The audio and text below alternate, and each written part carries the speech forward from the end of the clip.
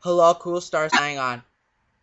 Today I'm going to show you one fascinating puzzle that is designed to help sharpen your tactics and to help you think of more constructive combinations to play in future games. Objectively, white is doing a little worse in this position. He has a split A and E pawn versus black's beautiful 3-pawn island here and his 2-pawn island here. True, white does have the knight and bishop for long rook, providing him with some good attacking chances.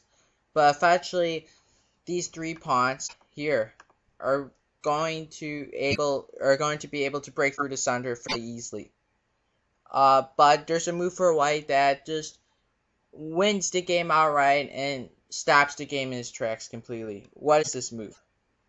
If you need to play the position on the board, or if you can see in your head, then do so. I hope you saw the very nice tactic. Rook takes d7.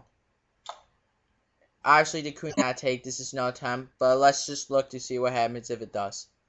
If the queen takes the rook, the knight takes the queen back.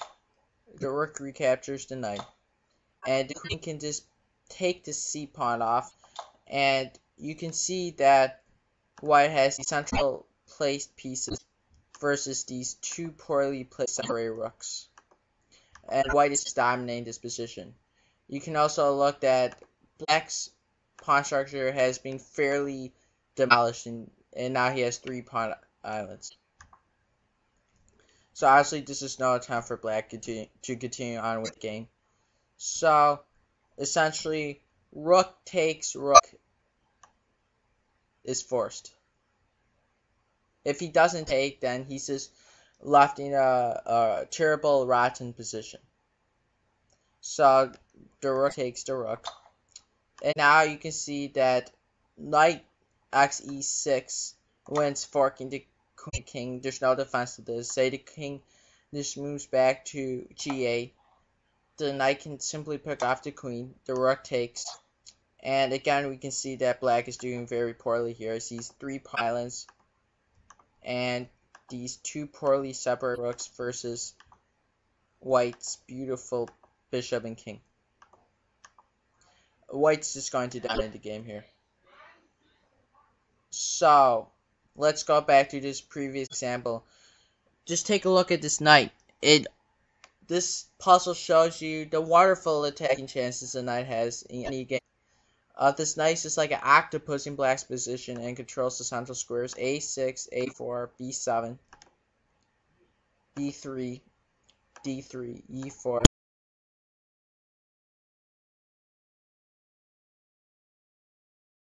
e7, and e5. It's not that. And it controls e6. So the knight, you can see, is controlling all these central squares. And that's really what makes this tactic possible for white. This puzzle, I hope, demonstrates the simple tactic of removing the guard. As you can see, the knight can just simply take this pawn off at the beginning, because then black just simply takes the knight, and white is in this horrible rotten position. So, but by taking the pawn, rook d7, white is able to remove the guard to e6 pawn and say either piece recaptures here. Then white can just simply take this e6 pawn, penetrate through black's position, and forking the queen and the king. As you know, the fork of a king and a queen is a game loss in most situations.